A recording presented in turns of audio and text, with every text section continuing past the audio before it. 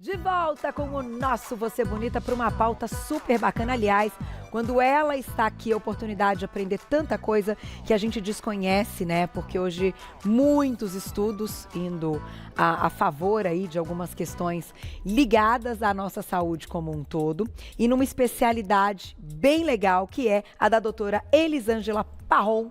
Bem-vinda. Muito obrigada. Prazer tê-la aqui mais uma vez. Odontologista pós-graduada em medicina integrativa. Ela já explicou algumas vezes o que é, então, esse estudo, mas ela pode explicar novamente. E hoje já parabenizando, que é o Dia do Dentista. Muito obrigada. Um beijo para todos os profissionais maravilhosos, né? Porque eu falo, a história da saúde começa pela boca em todos os sentidos. Não é verdade? Sim, com certeza. E nesse caso, hoje você vai nos contar, então, o que de que forma hoje a gente já consegue entender alguns sinais e saber que ali, né, no nosso organismo, a gente pode estar com parasitas. Com os parasitas, né? Quando a gente fala de parasita, a gente tem que entender o que é um parasita.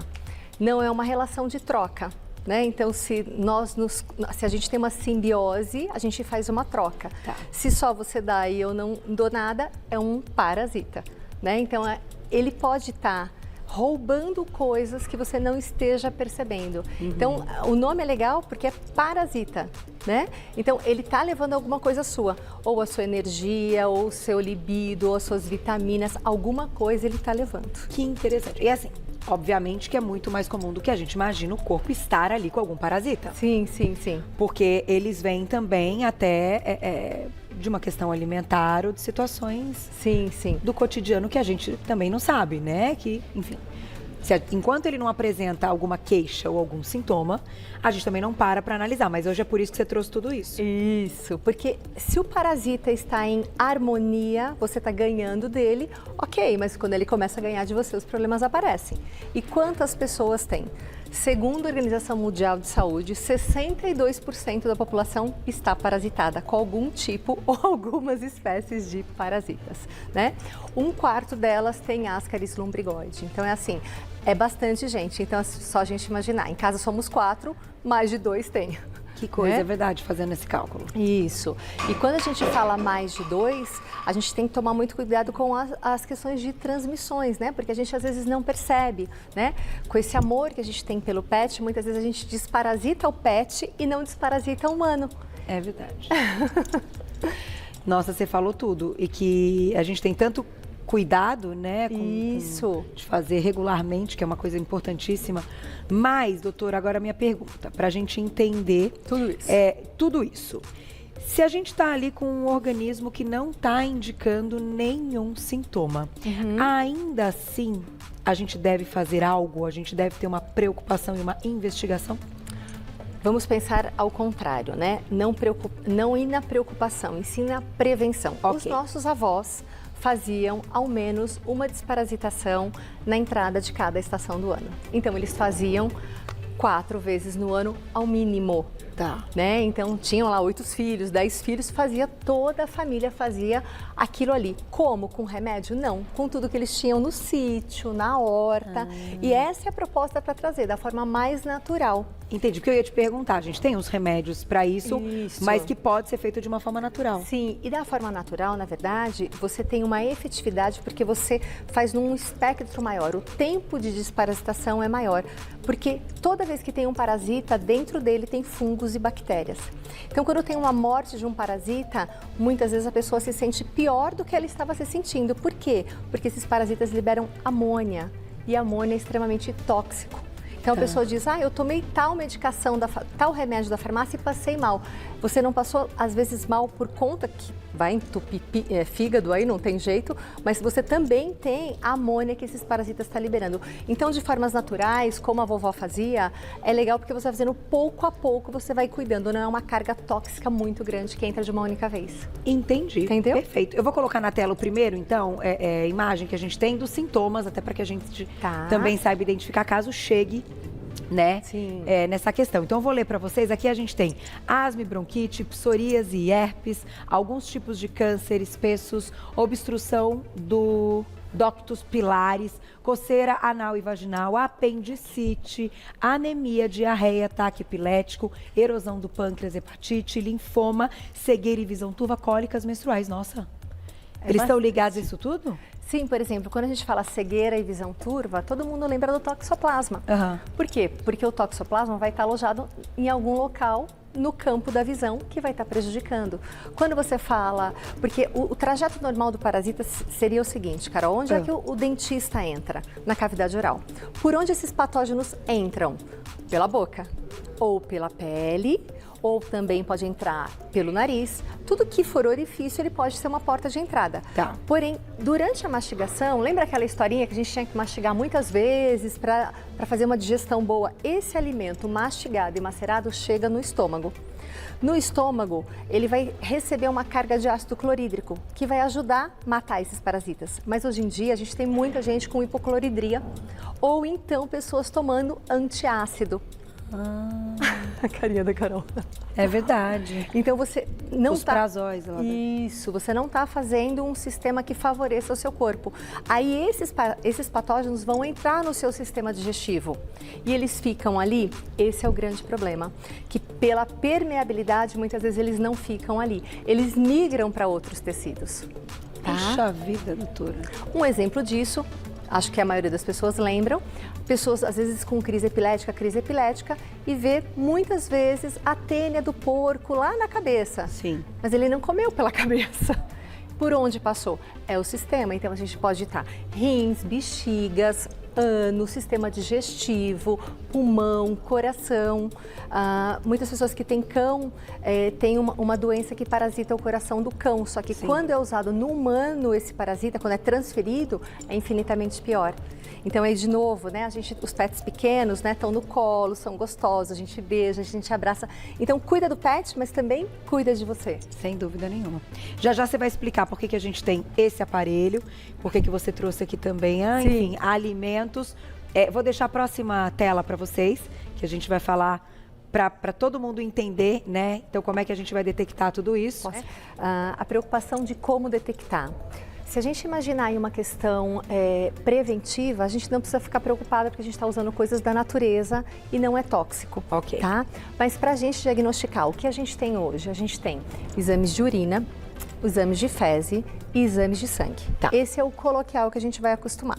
Mas você sabe que eu gosto de trabalhar num espectro mais amplo. Sem dúvida. E eu sempre falo da biorressonância, tá? E eu sempre trago o aurímetro.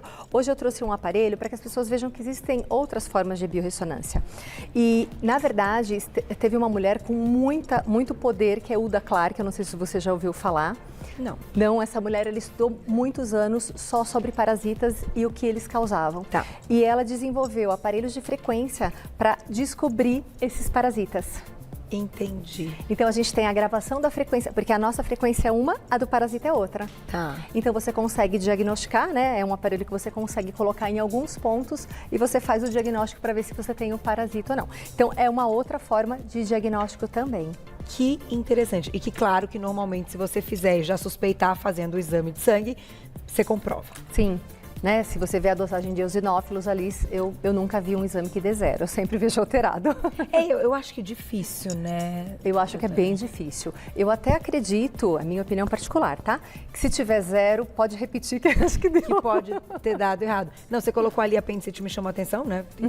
De 4 meses que eu tive apendicite, a gente não para pensar, mas tem total sentido. Sim, sim.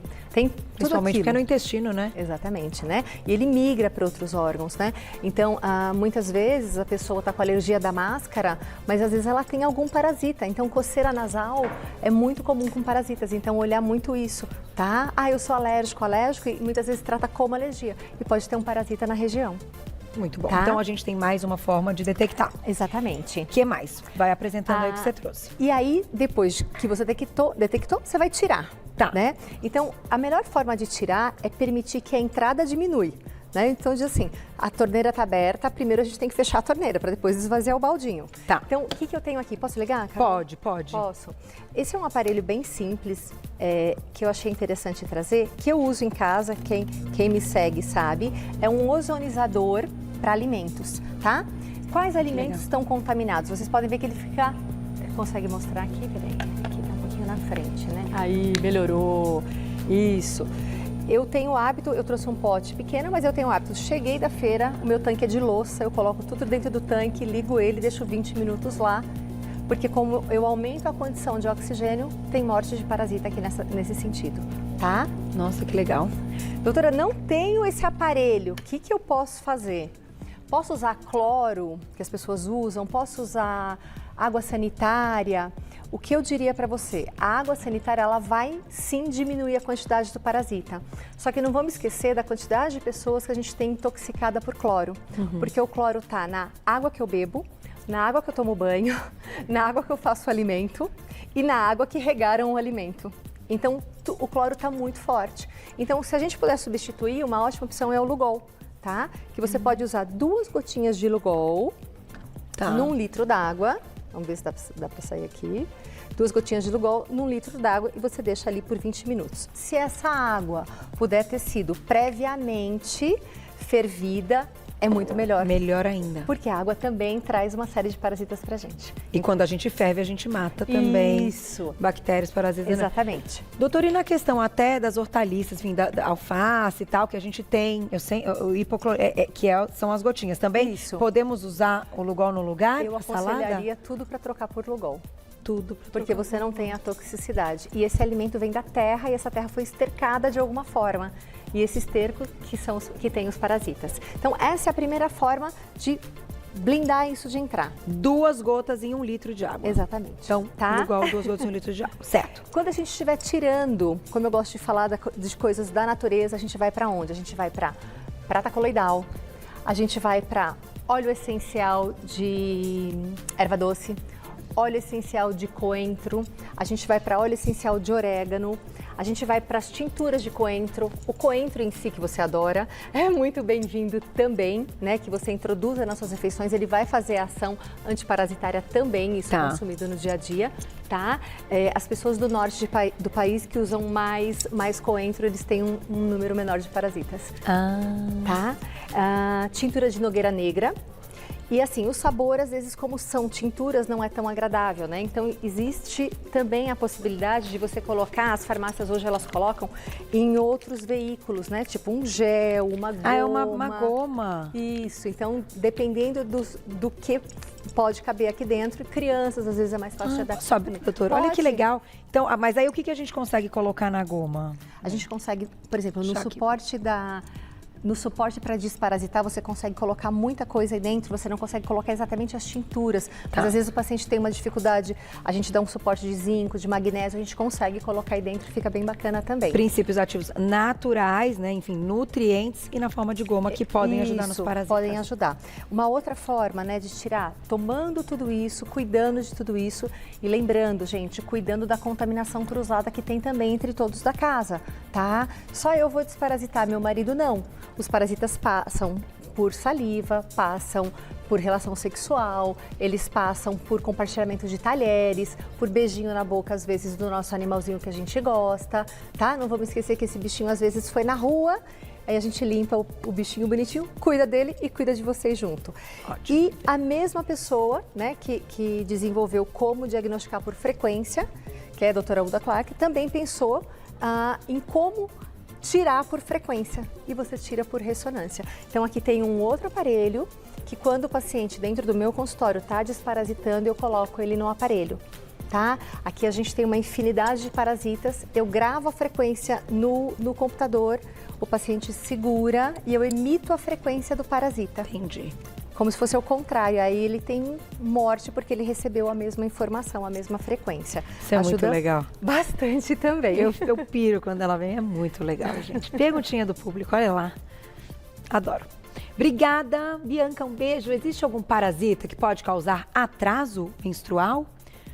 Então, qualquer parasita que cause um desequilíbrio no seu corpo, pode sim. Existem parasitas, muito importante falar da parte da anemia também, Carol, e da baixa nutricional. Muitas vezes, porque as mulheres não emagrecem, os homens não emagrecem?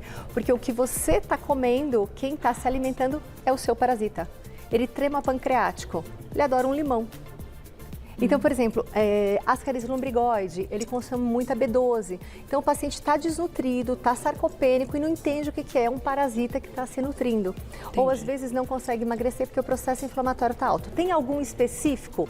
Na verdade, na TV é difícil a gente falar de um específico, mas você tem que olhar como um contexto, mas provavelmente pode ter envolvimento sim. Então, começar qualquer tratamento, enfim, que a gente fala, desinflamar o corpo, desintoxicar, esse é um belo início, porque muitas vezes, fazendo dessa forma que você está contando, até com essa biorressonância, você destrava o organismo e aí as queixas até vão embora e nem é nada além disso.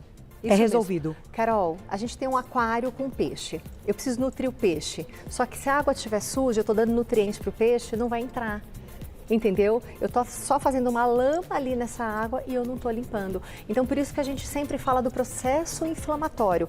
Então, isso aqui seria limpeza de terreno biológico. Tá. Né? Vamos fazer uma faxina nas suas células antes de começar a nutrir você de uma certa forma.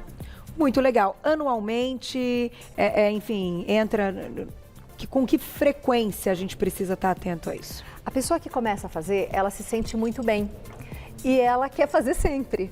E assim, voltaram os sinais, os sintomas que você teve, repita novamente. Não temos problemas de contraindicação, porque é tudo da natureza. Claro que às vezes a pessoa pode ter uma contraindicação de um orégano, alguma coisa assim, mas aí é individual. Mas no geral não tem contraindicação. Uma vez, 2 vezes, 3 vezes. Uma única vez, Carol, é o suficiente para desparasitar? Muitas vezes não. Às vezes ele tem que repetir novamente. Porque ele está ali forte. Isso. Tem perguntinha do público. Obrigada, Bitão. Beijo. É verdade que a água sanitária baixa a imunidade? É o que eu falei da água sanitária, é o cloro. O que na verdade vai acontecer é a alta toxicidade de cloro que você tem no corpo. Então, quando você usa água sanitária, você está usando de novo, você está aumentando a toxicidade, né? Porque o banho a gente fica lá tantos minutos absorvendo esse cloro. A comida a gente fica lá colocando água da torneira com cloro. Então, tudo tem cloro. Então, é o excesso de cloro que faz levar à baixa da imunidade. Doutora, muito legal, é muito interessante e faz todo sentido esse negócio até da vibração. Então, enfim, é por isso que muitas vezes o parasita fica lá um tempão, né? E em crianças... Muitos pediatras comentam quando a criança está com muita fome, não é aquele negócio? Isso, nossa, mas como tem ótimo. fome? Mas como tem fome? Não, ele está comendo muito. Que fome é essa? É porque o bichinho está comendo e a criança continua com fome. Isso. Levantou da mesa, mamãe, o que tem para comer? Essa fome, essa coisa desenfreada é porque alguém está se alimentando daquele alimento. De volta aí, novamente, a questão do peso. Então, a pessoa tem que comer novamente, porque o peso não baixa, porque tem alguém nutrindo, não é ela que está se nutrindo. É o bichinho. É o bichinho. E nesse horário ainda é até uma coisa, né, meio desgaste, assim. Mas, enfim, a gente precisa estar atento e por isso que legal a sua apresentação de hoje para contar como a gente pode fazer tudo isso de uma forma natural, efetiva. Enfim, tem vários estudos. A doutora sempre manda quando alguém se interessa e pede aqui no programa. Eu vou deixar seu contato, que é sempre muito legal aprender com você. Vai lá para seguir o trabalho dela nas redes sociais, @doutora, abreviado, Elisângela Parron. O Parron tem 2 R's e N de navio no final. @doutora, abreviado, Elisângela Parron. Você encontra tudo isso e muito mais. Adoro te ver, doutora. Obrigada e parabéns pelo seu dia, viu? Muito obrigada. Lindo trabalho que você faz.